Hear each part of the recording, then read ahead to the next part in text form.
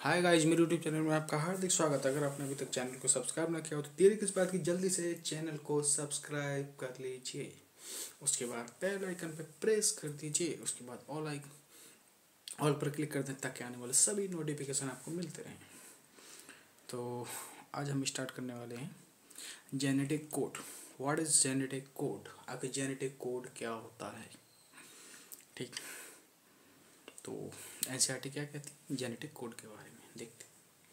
अब तक हम ट्रांसक्रिप्शन देख चुके हैं पूरी तरीके से। ट्रांसक्रिप्शन से पहले रेप्लिकेशन भी देखा है। अब जो सेंट्रल डोगमा था इसको उसके अकॉर्डिंग रेप्लिकेशन, फिर ट्रांसक्रिप्शन, उसके बाद क्या आता है ट्रांसलेशन। तो सेंट्रल डोगमा का लास्ट पोर्शन देखने जा रहे हैं, मतलब ट्रांसलेशन। तो डीएनए से आरएनए बन गया, पहले डीएनए से डीएनए बना, फिर डीएनए से आरएनए बन गया, फिर आरएनए से प्रोटीन आखिर कैसे बनती है। तो प्रोटीन के केसेस में प्रोटीन भी बनने से पहले कह सकते हैं, ट्रांसलेशन की प्रोसेस से भी पहले क्या सोचा गया होगा कि आखिर प्रोटीन कैसे बनती है, वो सब प्रोसेस हम देखने जा रहे हैं फिलहाल।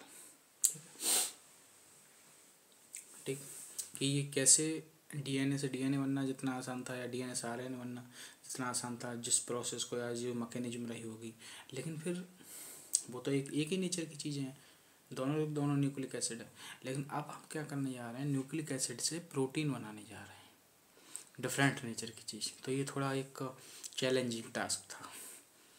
तो डिफरेंट नेचर की चीज़ें हैं जिससे एक से दूसरी बननी है, तो वो कैसे पॉसिबल हुआ वो से अब देखने वाले हैं। तो आइए स्टार्ट करते हैं। Genetic code during replication and transcription in nucleic transcription a nucleic acid was copied to form another nucleic acid. ये कह रहे हैं चाहे रेप्लिकेशन हो चाहे ट्रांसक्रिप्शन हो, दोनों में क्या होता है कि न्यूक्लिक एसिड कॉपी किया जाता है टू फॉर्म, कि एक न्यूक्लिक एसिड की कॉपी की जाती है दूसरी न्यूक्लिक एसिड बनाने के लिए। हैंस इसलिए this process are easy to conceptualize. इसलिए ये प्रोसेस जो होता है थोड़ा कंसेप्चुलाइज करना आसान होता है ऑन द बेसिस ऑफ कंप्लीमेंटारिटी की बेसिस पर। भाई मैं जो बताने जाता वो सब अगर एनसीईआरटी बोल रही है। The process of translation requires transfer of genetic information. अब ट्रांसलेशन अगर हमको करना होता है तो हमें ज़रूरत पड़ती है transfer of genetic information from a polymer of nucleotide के पॉलीमर से to synthesise a polymer of amino acid. Simple सी बात है। देखो, हमको ट्रांसलेशन करना होता है तो क्या होता है, आरएनए से प्रोटीन बनाते हैं। मतलब आरएनए का क्या मतलब है? आरएनए का मतलब है कि न्यूक्लियोटाइड का पॉलीमर, न्यूक्लियोटाइड का पॉलीमर, और प्रोटीन का क्या मतलब है, अमीनो एसिड का पॉलीमर। तो भैया उन्होंने बोला है तो भैया हम यहाँ क्या कर रहे हैं, यहाँ हम अब इन्होंने सीधे सीधे ऐसे ना बोल करके कि आरएनए से प्रोटीन, ऐसे क्यों ना बोल करके ऐसे क्यों बोला है पॉलीमर के फॉर्म में। इसलिए उन्होंने ऐसे बोला है जिससे कि ये दिखे कि हम जो बेसिक मोनोमर ले रहे हैं तो बेसिक मोनोमर में कितना डिफरेंस है, कि न्यूक्लियोटाइड का पॉलीमर कहाँ और कहाँ अमीनो एसिड का पॉलीमर। मतलब न्यूक्लियोटाइड के पॉलीमर से हम अमीनो एसिड का पॉलीमर बनाने जा रहे हैं। तो neither does any complementarity exist between nucleotide and amino acid. आप समझो या क्यों इन्होंने ऐसे करके बोला, क्यों जिससे ये मोनोमर में कंपेयर कर सकें। अभी कह रहे हैं कि भाई ऐसी कंप्लीमेंटारिटी कोई न्यूक्लियोटाइड और अमीनो एसिड के तो बीच में पाई नहीं जाती है। Not good any withdrawn theoretically, और कोई भी जो है थ्योरेटिकली विड्रॉन नहीं किया जा सकते। तो देयर एग्जिस्टेड एम्पल एविडेंसेस। तो इस प्रकार के पर्याप्त प्रमाण मिल रहे थे कि दो एकदम टू सपोर्ट दी नोशन, इस बात को सपोर्ट करने के लिए, दैट की चेंज इन न्यूक्लिक एसिड, कि न्यूक्लिक एसिड में जो चेंज जो था मतलब जेनेटिक मटेरियल में, बर रेस्पॉन्सिबल थी for change in amino acid in protein. कह रहे हैं कि वैसे इस बात के बहुत सारे प्रमाण मिल रहे थे कि हाँ न्यूक्लिक एसिड में चेंज होने से अमीनो एसिड में भी चेंज हो जा रहा है, लेकिन बात ये नहीं समझ में आ रही थी कि कैसे। कंप्लीमेंटारिटी तो कोई है नहीं न्यूक्लिक एसिड और मतलब इसका न्यूक्लियोटाइड और अमीनो एसिड के बीच में, तब ये कैसे हो रहा था। This lead to the preposition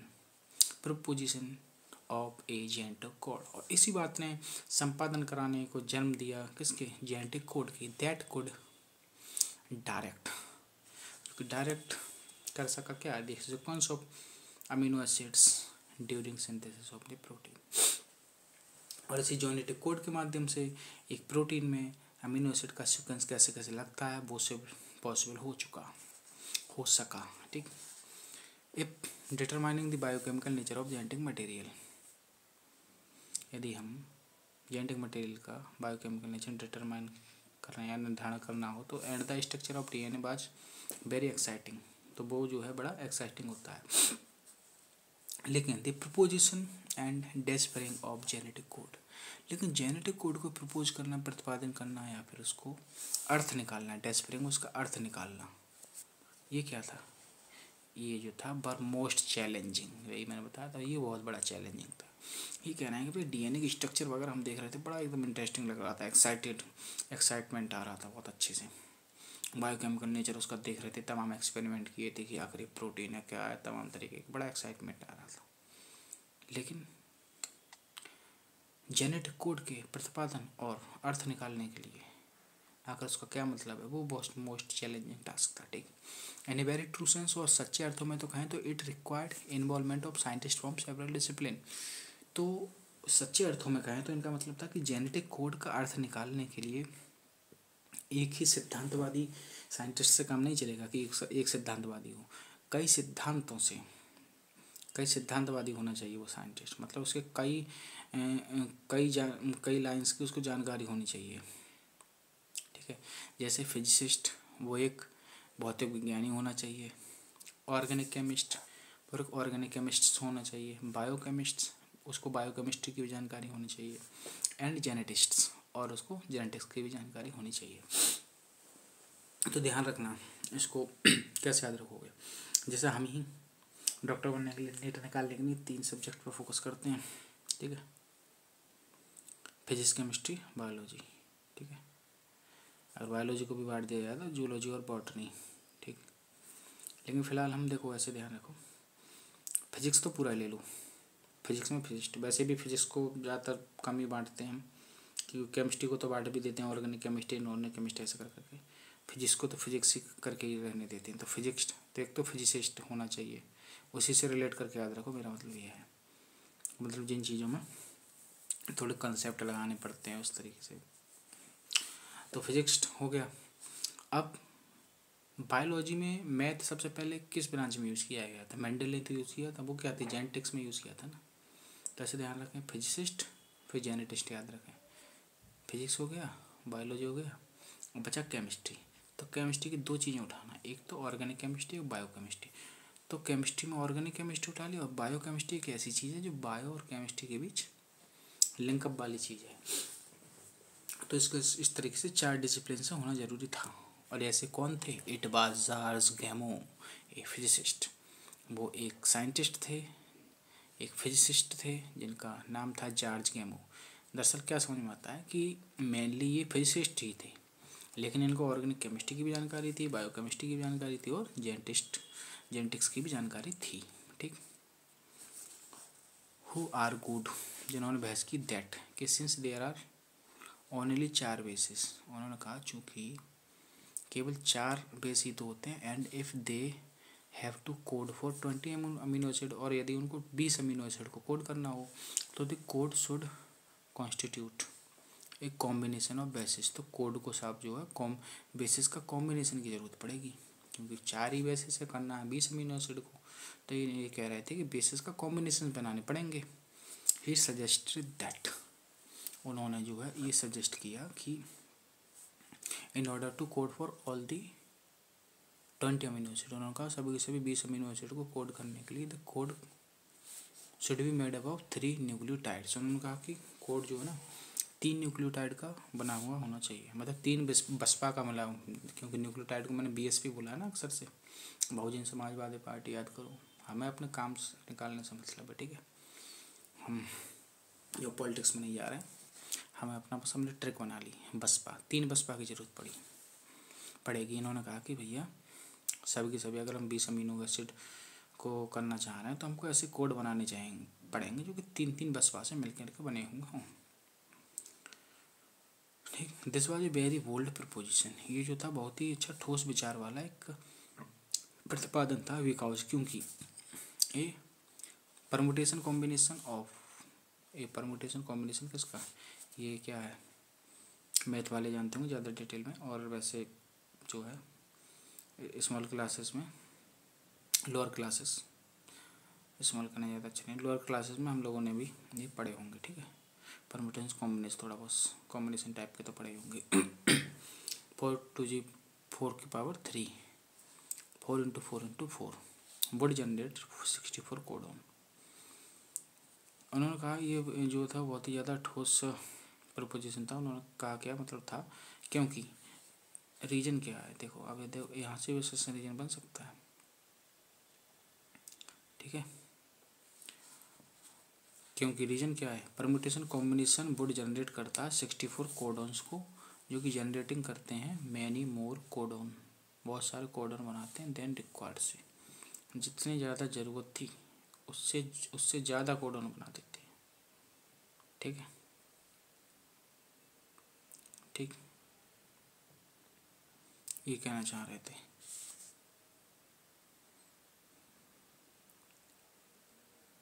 ठीक है।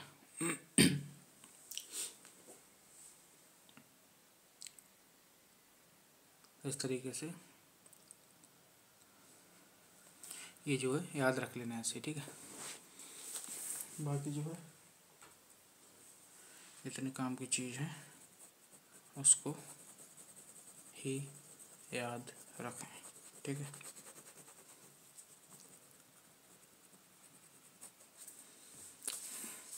तो इसको ध्यान रखें, क्योंकि परम्यूटेशन कॉम्बिनेशन था किसका 4 की पावर 3 का बॉडी जनरेट। देखो 4 4 4 जा 60, 64 जा 64, 64 कोडॉन कर रहे हैं, जो कि generating more codon than required, जितनी ज़रूरत है उससे ज़्यादा।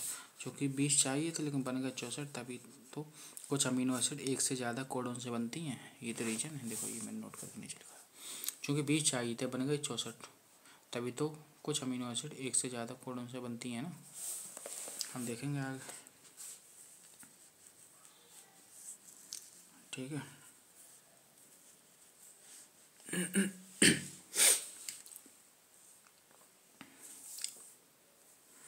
देखो 4 की मल्टीप्लाई तीन ही बार क्यों हुई है, इसके पीछे थोड़ा सा कंसेप्ट बता दे रहा हूँ हल्का सा। जब 4 की आप मल्टीप्लाई करते जाइए और जितनी अमीनो एसिड मिनिमम हमको बनानी है, मतलब 20 बनानी है, तो उससे कम ना रहे नंबर, उससे जस्ट निकल जाए बाहर। देखो 4 की एक बार करेंगे तो 4 का 4 ही रहेगा सिंपली। 4 का 4 से करेंगे, 4 4 जा 16, 20 से कम है अभी, ठीक है। मतलब जस्ट बाहर निकलना चाहिए 20 से। और एक बार और करेंगे तो 4 4 जा 16, 16 4 जा 64, तो 64 एकदम से बाहर निकल गया। क्योंकि अगर मतलब 2 बार कर रहे हैं, 4 4 या तो 16, वो तो 20 से कम रह रहा है, तो इसलिए 3 बार करना पड़ा, ठीक है। बस इसे याद करने के लिए बता दिया आपको। वैसे थोड़ा कंसेप्ट भी है इससे रिलेटेड, लेकिन अभी हमें इतना ही काम, ठीक है। अच्छा, लास्ट लेक्चर में जो मैंने बताया था कि टेलिंग प्रोसेस में जो है, टेलिंग प्रोसेस जो बताया था यूकैरियोट में जो ट्रांसक्रिप्शन हो रहा था, उसमें इनएक्टिव मैसेंजर आरएनए को एक्टिव मैसेंजर आरएनए बनाने की प्रोसेस में कैपिंग, टेलिंग, स्प्लाइसिंग होती थी। उसमें टेलिंग में जो 200 से 300 थी ना एडिनिलेट रेजिड्यू, उसमें से 200 300 को याद रखने के लिए देखो रिलेट करो तो आप ऐसे ध्यान रख सकते हो। ह्यूमन रिप्रोडक्शन वाले चैप्टर में हम याद करते हैं कि 200 से 300 मिलियन ही ह्यूमन में स्पर्म निकलते हैं एक बार में। तो 200 से 300 मिलियन निकलते हैं, तो 200 से 300 जो नंबर है वही 200 से 300 नंबर है। हाँ देखो मिलियन पे मत जाइए, आप डिजिट देखिए, डिजिट तो सेम है ना, 200 300 200 300, तो ऐसे रिलेट करके ना चीज़ें ध्यान रहती हैं कि 200 से 300 डिजिट कहाँ कहाँ आई है, ठीक है। जैसे मैं एक और तरीका आपको बता दे रहा हूँ, आपको भी ऐसा करना आना चाहिए। मेरे इम्प्रूव योर सेल्फ सीरीज़ में कुछ मैंने तरीके भी बताए हैं। स्टूडेंट की फुल फॉर्म में जो एक टी का मतलब ट्रिकी होता है, मतलब स्टूडेंट को खुद भी अपना ट्रिकी बनना चाहिए। उसी तरीके से देखो कुछ एग्जांपल बता दे रहा हूँ, फिर आप भी ऐसे दिमाग लगाया करें। जैसे एक होता है कि जो होता है कि हम 1 मिनट में 12 से 16 बार, मतलब 12 से 16 बार सांस लेते हैं, ठीक है, 12 से 16 बार। तो 12 से 16 डिजिट जो होता है हीमोग्लोबिन के केस में भी आता है, ठीक है। तो वही हम याद कर लेते हैं इसी तरीके से, ठीक है। बाकी जो है डिजिट से मतलब है, अब देखो प्रोवाइडिंग प्रूफ, एक प्रूफ करते हुए, कौन सा प्रूफ, कि that the codon was a triplet. इस बात को सत्यापित करते हुए कि कोडन जो था ट्रिपलेट था। बाज ए मोर डाउंटिंग टास्क, ये कह रहे हैं कि इस बात को प्रूव करना, सत्यापित करना, प्रमाणित करना कि कोडॉन जो ट्रिपलेट होता है। इतना आसान नहीं था, इतना बोलने में आसान लग रहा है कि ट्रिपलेट होता है। ये बहुत ही ज़्यादा डाउंटिंग टास्क था, बहुत ही कठिन टास्क था। The chemical method developed by Hargobind Khorana. Chemical method developed by Hargobind Khorana. Hargobind Khorana जो कि एक इंडियन साइंटिस्ट थे, ठीक है। वो थे क्या थे, बाद में उस बात पर अभी दिमाग में जाइए, सच्चाई पे मतलब बहरहाल अपना काम याद रखिए, अभी ये सब नहीं पूछा है कहाँ के थे। The chemical method develop by Hargobind Khorana. Hargobind Khorana ने केमिकल मेथड डेवलप किया बाज, जो कि था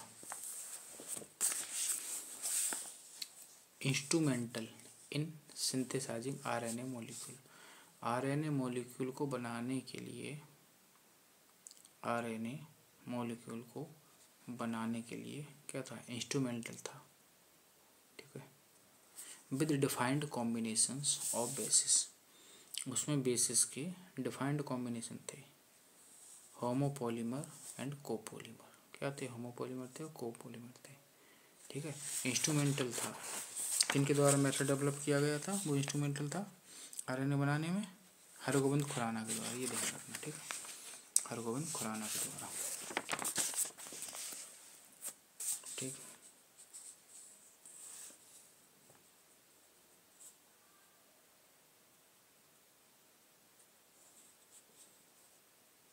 ठीक है,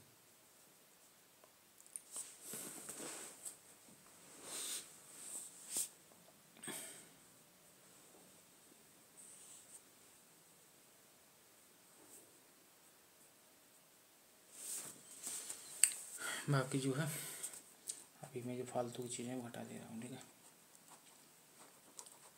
क्योंकि आपको दिखेंगी।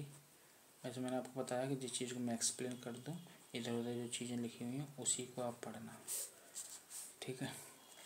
लेकिन फिर भी जो है मैं कट कर देता हूँ, जो आपको ज़्यादा काम की चीज़ें नहीं हैं, क्योंकि कुछ चीज़ें ऐसी होती हैं जो एनसीईआरटी लैंग्वेज से, जैसे कुछ ज़्यादा पीएचडी करने वाले टीचर फालतू की बाहर की चीज़ें पढ़ा देते हैं, तो उससे एनसीईआरटी की जो पॉइंट हैं वो थोड़ा फिर कंफ्यूजिंग लगने लगते हैं, जबकि हमारा काम तो एनसीईआरटी के पॉइंट से चलने वाला है। तो क्यों ना हम फालतू की चीज़ों को दिमाग में ही ना डाले नए बच्चे के,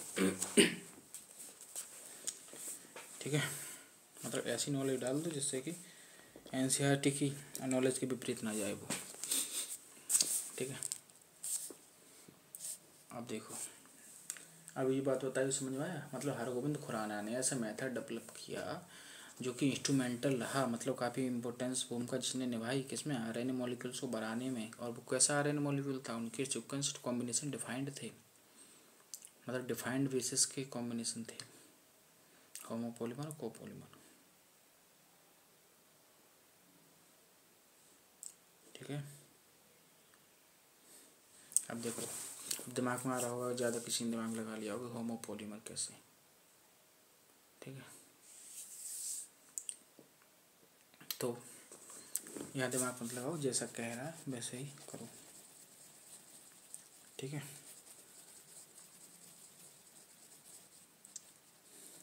कि जैसे होमोपॉलीमर कैसे, आप सोचोगे न्यूक्लियोटाइड तो सब अलग अलग होते हैं, चूँकि ये सिंथेसिस किया गया भाई, तो ये कैसा भी हो सकता है, ठीक है। नेचुरल बना थोड़ी है, होमोपॉलीमर भी हो सकता है, कोपॉलीमर भी। मार्शल नीरेनबर्ग, ठीक है, मार्शल नीरेनबर्ग का cell free system, Marshall Nirenberg का सेल फ्री सिस्टम था for protein synthesis, protein synthesis के लिए जो उनका एक सेल फ्री सिस्टम उन्होंने बनाया था, मतलब बिना सेल के प्रोटीन बनाना। वो फाइनली हेल्प, उस चीज़ ने भी हेल्प की थी the code to be discovered, code का अर्थ निकालने में। तो ध्यान रखना, एक मार्शल नीरबर्ग थे, उनका एक सेल फ्री सिस्टम था, प्रोटीन बनाने का सेल फ्री सिस्टम, उसने भी कोड का अर्थ निकालने में मदद की थी। समझ रहा है ये कहना चाह रहे हैं इनसे। मार्शल नीरबर्ग का बिना सेल के प्रोटीन बनाने का जो मेथड था, उसने भी कोड का अर्थ निकालने में मदद की, सिंपल सी लैंग्वेज।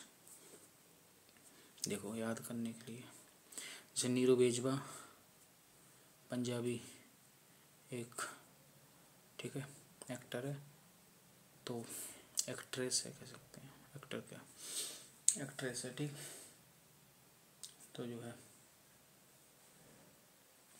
तो याद रख सकते हैं इसे, नीरेनबर्ग मतलब नीरू बेजवा, तो नीरू बेजवा ही निकाल सकते हैं कोड का अर्थ, मतलब नीरू बेजवा ने या नीरेनबर्ग ने अर्थ निकालने में मदद की, याद करने के लिए बस ऐसे, ठीक है।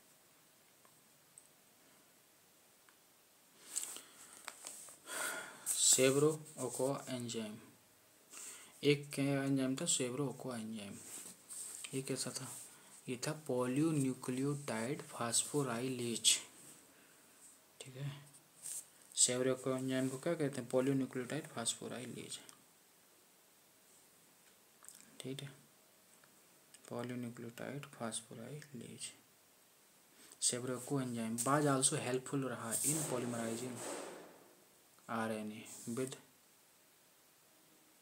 डिफाइंड सीक्वेंसेस, आरएनए को पॉलीमराइज करने में विद डिफाइंड सीक्वेंस, लेकिन सीक्वेंस डिफाइंड थे, in a template independent manner, ये भी काम टेम्पलेट इंडिपेंडेंट मैनर में हुआ, तभी तो आर्टिफिशियल आरएनए बन पाया, ये कहेंगे ना, वो टेम्पलेट पर अगर डिपेंड रहेगा तो फिर इसका मतलब तो नेचुरली तरीके से हो गया ना, template independent manner, template DNA में थोड़ी वो डिपेंड कर रहा है कुछ, ठीक है।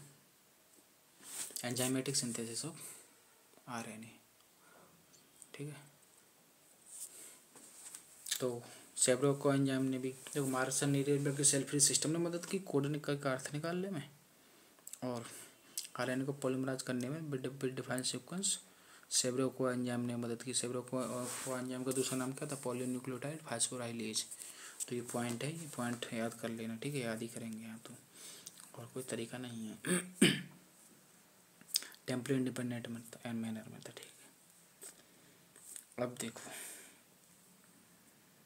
देखो इसके लिए मैंने इतने तरीके बनाए, ये गारंटी के साथ कह सकता हूँ, किसी भी टीचर ने प्रत्येक कोडोन का नहीं बताया होगा कि इस कोडोन से, कि इस कोड से कौन सी प्रोटीन बनती है, आपको इतना सिंपलेस्ट ट्रिक बताने जा रहा हूँ, ठीक है।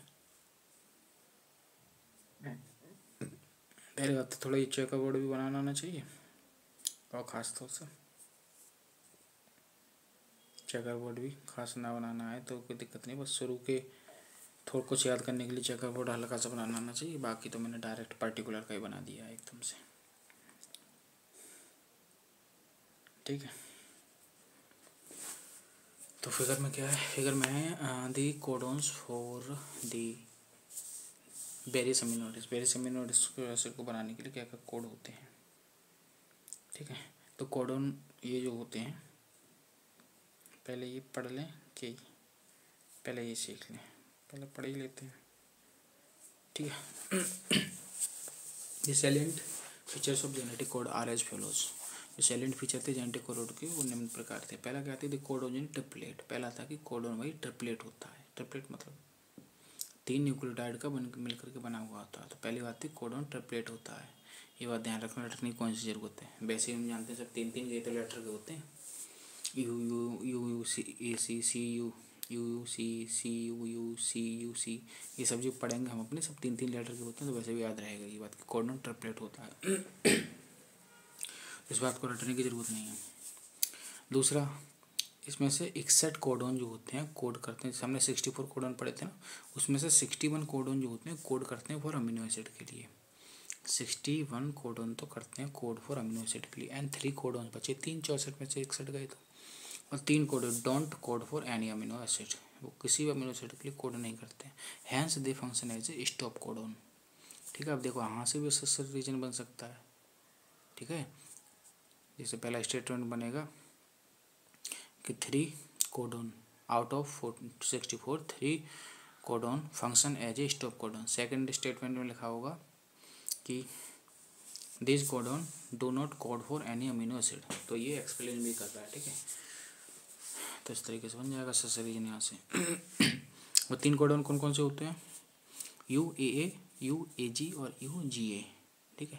तो इसको ऐसे ध्यान रख सकते हैं, उआ उ अग उगा, उआ उआ करोगे उआ, तो यू ए ए उआ हो गया, यू ए उ अग उ अग, UAG, उ अग, उगा।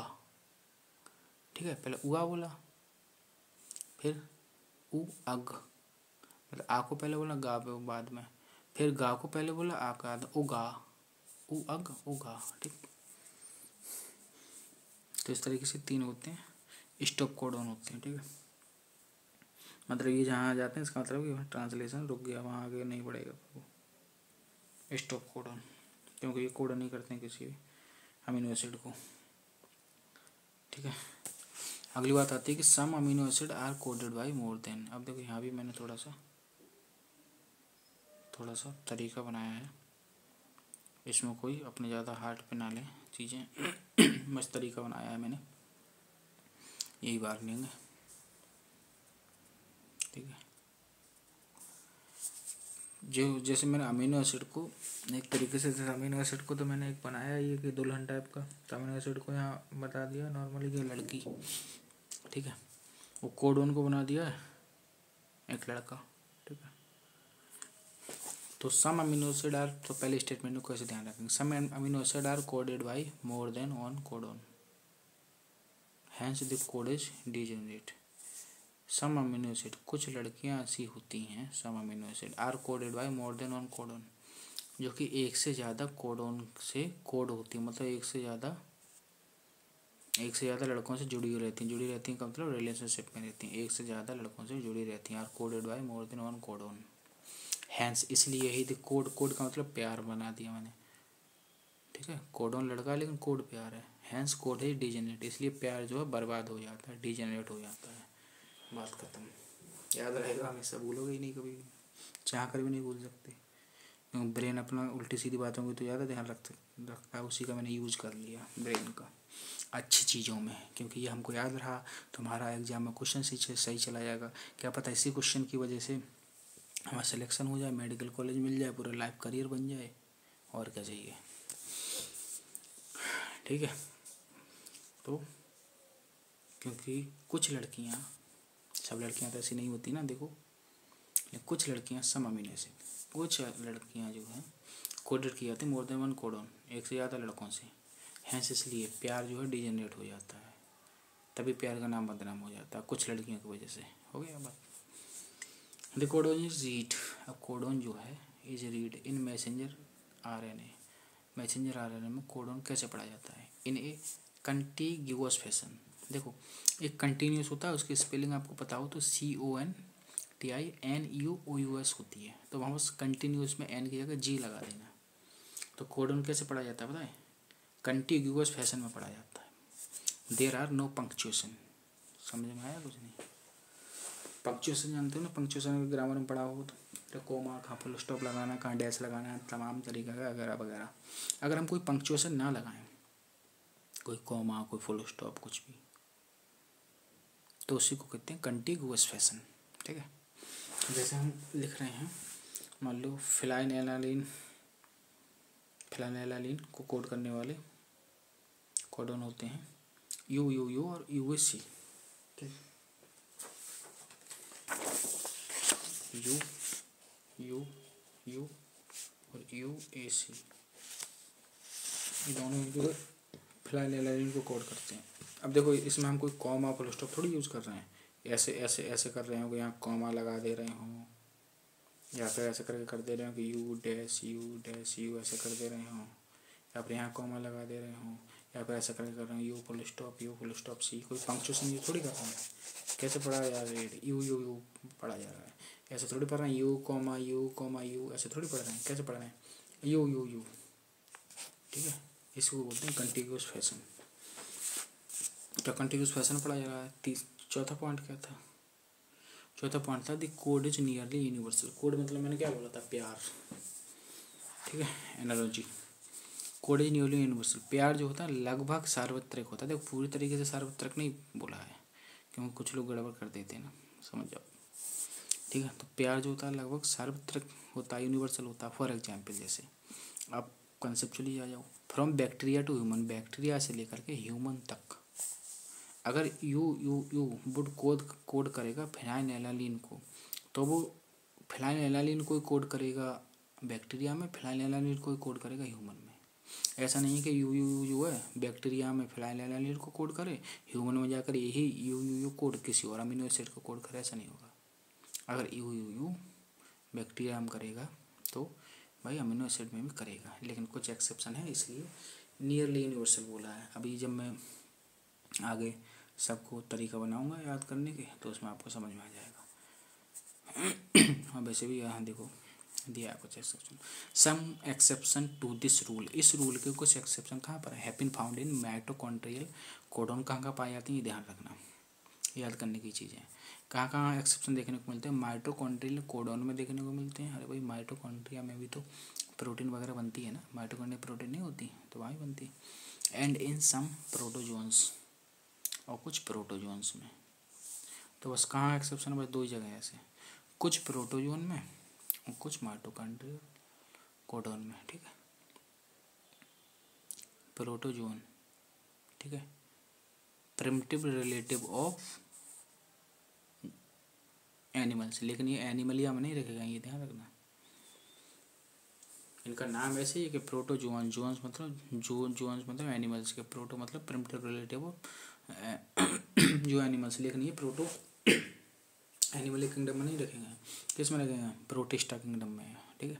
अरे अमीबा पैरामीशियम ये सब नहीं पढ़ते हो, प्रोटोजोआ। तो इसी तरीके से ये कह रहे हैं कि कुछ प्रोटोजोआ में, कुछ प्रोटोजोन के मेंबर में और कुछ माइटोकॉन्ड्रियल के कोडन में ये बात फेल हो जाती है। कौन सी, कि अगर यू फिनाइलएलानाइड को कोड कर रहा है, मतलब एक कोडॉन किसी एक अमीनो एसिड को कोड कर रहा है, तो वो हर जगह सेम कोई करेगा, बैक्टीरिया में करेगा यू फिनाइलएलानाइड को, तो ह्यूमन में भी करेगा। इस तरीके की ये बात फेल हो जाती है कहाँ, माइटोकॉन्ड्रियल के कोडॉन में और कुछ प्रोटोजोन में, ठीक है। देखो चीज़ों को मैं थोड़ा सा इंटर रिलेट करके भी करता हूँ, क्योंकि पोन्स वेरोलाई हमारे ब्रेन में हैंड ब्रेन का पार्ट होता है, तो वो भी इंटरकनेक्ट करके चीज़ों को करता है। तो मेमोरी कम्युनिकेशन का मतलब होता है, अगर मेमोरी तभी अच्छी हो सकती है जब हम चीज़ों को इंटरलिंक कर करके इंटर रिलेट कर करके करते हैं चीज़ों को, तो उससे फिर ध्यान रहता है, ब्रेन एकदम गंवा फिर होकर उसका भूल रहे होते हैं, तब भी आंसर जब सामने ऑप्शन होते हैं तो याद आ जाता है। इसलिए बताता हूँ जो मैंने, वरना यहाँ ये डिस्कस करने की क्या ज़रूरत है, प्रोटोजोन इतना किया है तो याद रहेगा, ठीक है। 5वां पॉइंट क्या है इसमें, फीचर में जेनेटिक कोड के जो फीचर चल रहे हैं ये सब। 5वां है कि AUG, जो AUG को मैं AUG बोलता हूँ, ठीक है। AUG जो होता है वो डुअल फंक्शन रखता है, ठीक है। AUG जो होता है वो डुअल फंक्शन रखता है, जैसे it's code for methionine, methionine को कोड भी करता है AUG, जैसा अभी हम पूरा टेबल देखेंगे तो उसमें हम देखेंगे अच्छे से। तो AUG जो है तो डुअल फंक्शन क्या करता है, दो काम क्या करता है, एक तो ये मिथ्योनिन को कोड करता है, दूसरा काम ये है कि and it also as a initiator codon, और ये एक इनिशिएटर कोडॉन की तरह भी काम करता है, ठीक है। ऐसे ध्यान रखना, जिससे ये होता है AUG। जैसे NCERT से अगर बाहर जाओ तो ये भी पढ़ा जाता था कि AUG और JAOG दोनों इनिशिएटर कोडॉन होते हैं, लेकिन नहीं, NCERT ऐसा कहती है, अब ऐसा ही ध्यान रखो, ठीक है। इसलिए दूसरी वाली चीज़ को मैं कट ही कर दे रहा हूँ, ठीक है। नहीं पूछा जाएगा, नहीं कुछ सेकंड प्रायोरिटी फर्स्ट प्रायोरिटी कोई मतलब ही नहीं है। फालतू का कोई कोचिंग वाले अगर पूछ भी लें तो उससे अब ज़्यादा परेशान मत होना, क्योंकि आपको कोचिंग के टेस्ट से सिलेक्ट नहीं होना है, सिलेक्ट तो फाइनल एग्जाम देके होना है, और इसमें NCERT से रिलेटेड ही पूछा जाएगा, बात खत्म। तो इनिशिएटर कोडॉन कौन सा है, केवल AUG, ऐसे ध्यान रखें। एक होता है AUG कह रहे हैं ना, तो मतलब कि AUG काम को स्टार्ट करें, ऐसा लगता है, फील हो रहा है ना कि AUG काम को स्टार्ट करें, तो इनिशिएटर कोडॉन AUG है, AUG है, ठीक है, याद रहेगा ना। अब देखो 6ठे पॉइंट में मैं पहले बता चुका हूँ, उआ उग और उगा, ये 3 क्या है, स्टॉप टर्मिनेटर कोडॉन है, ठीक है। स्टॉप टर्मिनेटर कोडॉन है ये 3, ठीक है। अब जो है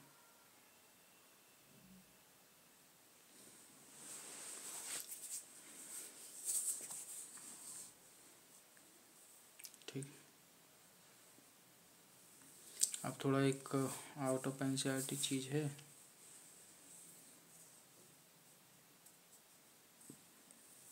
तो वो वैसे एनसीईआरटी में हटा दिया है नया एनसीईआरटी में, तो आप उस बात को भी ध्यान मत करो, कोई दिक्कत नहीं है। देखना चाहो तो देख लो। देखो, एक कोडोन एक ही अमीनो एसिड को कोड करता है, मतलब लड़का जो होता है वो एक ही लड़की से प्यार करता है। सो कोडोन अनएम्बिगुअस होता है, मतलब इस पर कोई संदिग्ध नहीं कर सकता, कोई संदेह नहीं कर सकता, कोई शक नहीं कर सकता, क्योंकि लड़का लॉयल होता है। याद के लिए है, जरूर नहीं कि सब लड़के लॉयल होते हैं, मतलब तरीका बना दिया वैसे थे। एंड स्पेसिफिक होता है, स्पष्ट और असंदिग्ध, चूँकि एम्बिगुअस मीन्स संदिग्ध होता है या अस्पष्ट होता है। ठीक है, तो ये पॉइंट जो था पुरानी वाली एनसीईआरटी में था, अब नहीं है। ठीक है, इसको नहीं भी याद करो, कोई दिक्कत नहीं। अब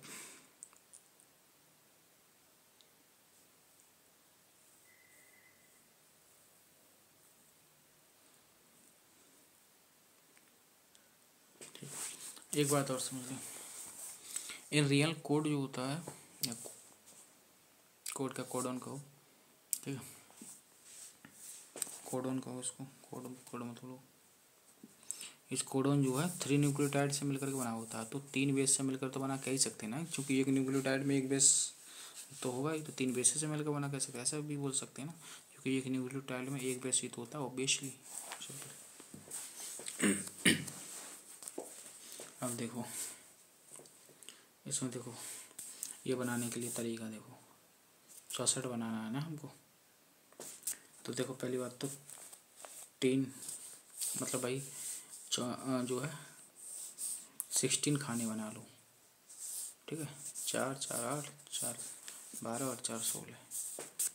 ठीक है, ये देखो मैं बनाने इसलिए बता रहा हूँ क्योंकि शुरू के एक लाइन को याद करने के लिए थोड़ा सा याद रखना पड़ेगा, बाकी की तो पर्टिकुलर मैंने बना दी याद करने के तरीके। तो देखो इसमें क्या करना, फिर इधर के जो वर्टिकल चार कॉलम आए ना, वर्टिकल 4 स्क्वायर, इन पे इनके आगे इसके आगे यू लिखना, फिर सी लिखना, फिर अच्छा पहले UCAG का बता दे रहा हूँ, क्रम UCAG क्यों लिया गया है, ऐसे ध्यान रखें। जैसे अगर कोई शहर वाली लड़की होगी तो वो अपने पति से ऐसे करके बात करती है, UC आपने देखा कि वो क्या कर रहा था, या आपने देखा कि वो लोग कैसे काम करते हैं, UC ऐसे करके बात करती है, बात में UC।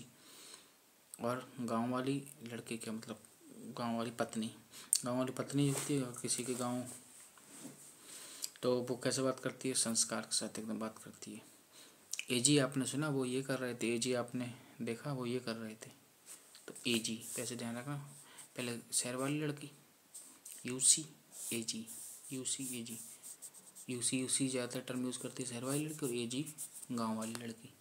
ठीक, प्रत्येक उसके आगे UCAG इस तरीके से आपको ध्यान रखिएगा, सिक्वेंस UCAG।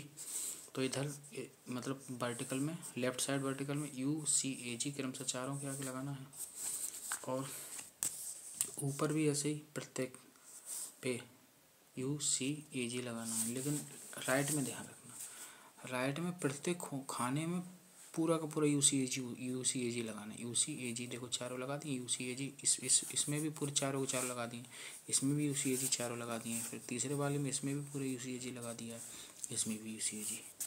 ठीक है, तो ये फर्स्ट पोजीशन है, ये सेकंड पोजीशन, थर्ड पोजीशन। देखो अभी आपको बना के बताता हूँ तो आप इसमें आ जाएगा, इसमें रटने की जरूरत नहीं है। देखो सिंपली बनाएंगे कैसे, 4 हमको बनाने हैं, जितने बनाने होते हैं उससे कम एक लाइन कम खींचते हैं, तो 4 अपने आप बन के तैयार हो जाते हैं।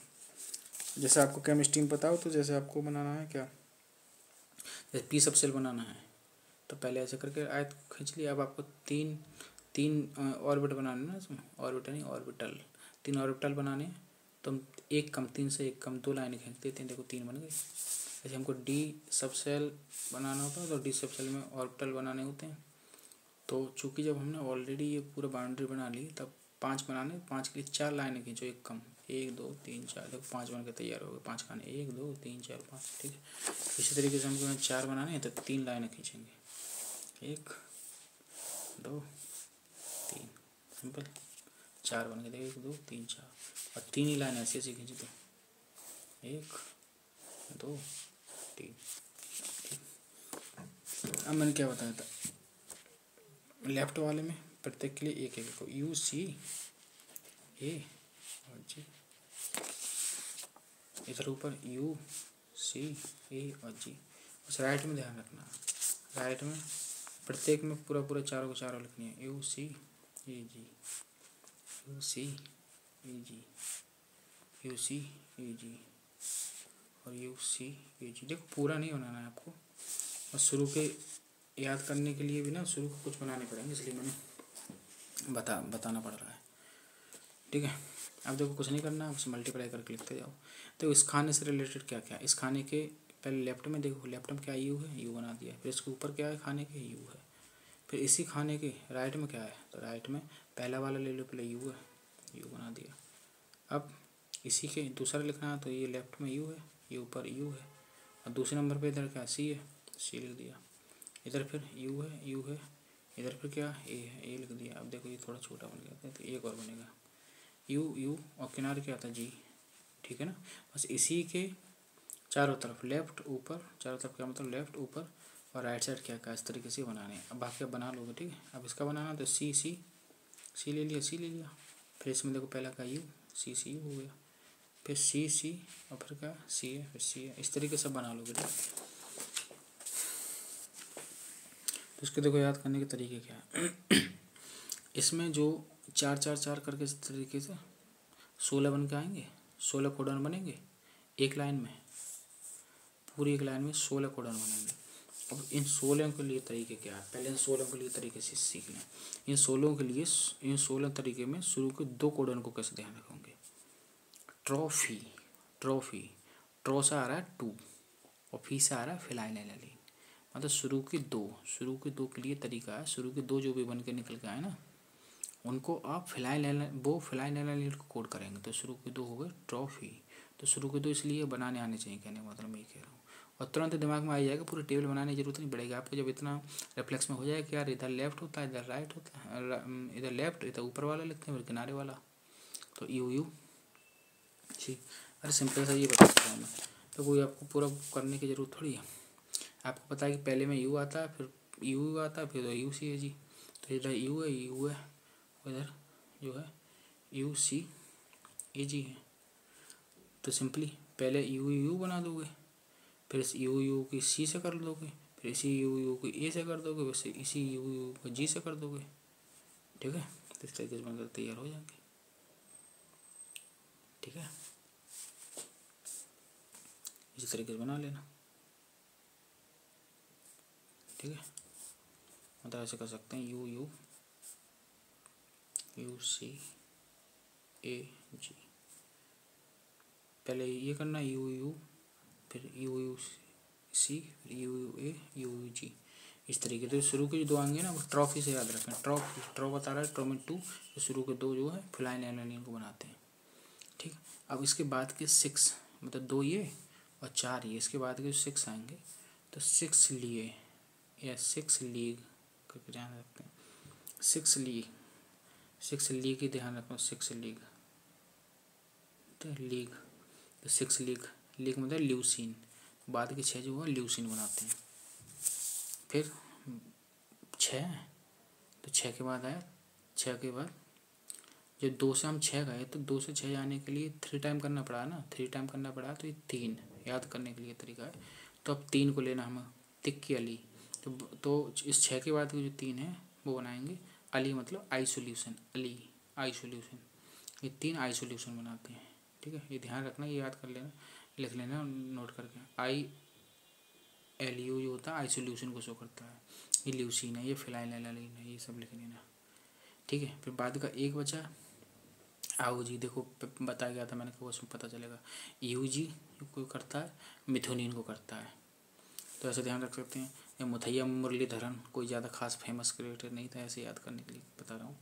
तो उससे कहते हैं कि आओ मुथैया मुरलीधरन, ये पुराने क्रिकेटर थे, कि आओ जी मुथैया मुरलीधरन एक ही रन बना लें, एक ही रन बना लें, मतलब ये, मतलब एक जो बचा, इन 3 के बाद जो एक बचा वो मिथुनिन को करता है, बाकी बचे 4 ही है। चौका बल्ले बल्ले, ठीक है, जैसे हरभजन सिंह ने मान लो चौका मार दिया, तो चौका बल्ले बल्ले, चौका बल्ले बल्ले मतलब बाद के 4 जो बची, लास्ट में चौका मार करके मैच को जिता दिया, तो बल्ले बल्ले करेगा। बल्ले बल्ले मतलब बैलिंग, तो लास्ट के चार बनाते हैं बैलीन को। ठीक है, 4 तो ये ऐसे याद हो गए, मतलब 16 तो अभी ये ऐसे याद होगा, 64 याद करने हैं, ध्यान से याद रखें।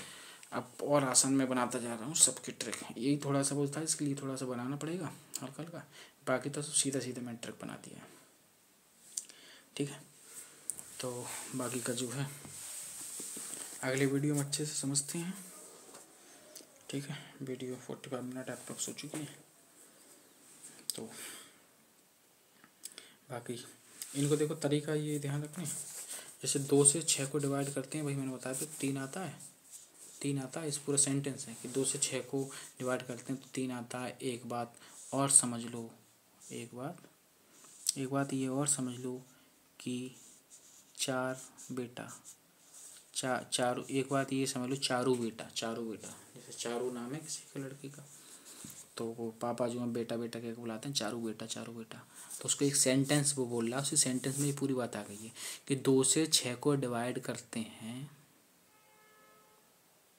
तो 3 आता है। एक बात ये और समझ लो चारू बेटा, देखो इसी में सब आ गया। 2 से मतलब ट्रॉफी वाला ड्रामा आ गया, 6 को सिक्सली के वाला आ गया, फिर 3 थी तिक्की अली आ गया। एक बात और समझ लो, एक मतलब एक ऐसा था जो मुदैया मुरलीधरन वाला, वो आ गया। चारू बेटा, चारू चौका बल्ले बल्ले, हो गया पूरा एक सेंटेंस में पूरी चीज़ समाहित कर दी। ठीक है, जैसे मैथ में कमज़ोर रही होगी तो पापा पढ़ा रहे हैं उसको, तो वो डिवाइड नहीं से कर पा रही है 6 को 2 से, तो वो ये बता रहे हैं कि भाई 2 से 6 को डिवाइड करते हैं तो 3 आता है। एक बात ये और समझ लो चारू बेटा, तो सेंटेंस में जो सिक्वेंस आने रहा है वो सिक्वेंस ट्रिक का तरीका है। बात करता हूँ, बाकी वीडियो अच्छी लगी तो वीडियो को लाइक करें, कमेंट करें, शेयर करें ज़्यादा से ज़्यादा फ्रेंड के साथ, ताकि सभी को इस वीडियो को फ़ायदा मिल सके। वीडियो देखने के लिए बहुत बहुत धन्यवाद। स्वस्थ रहें, मस्त रहें, पढ़ाई में व्यस्त रहें। धन्यवाद।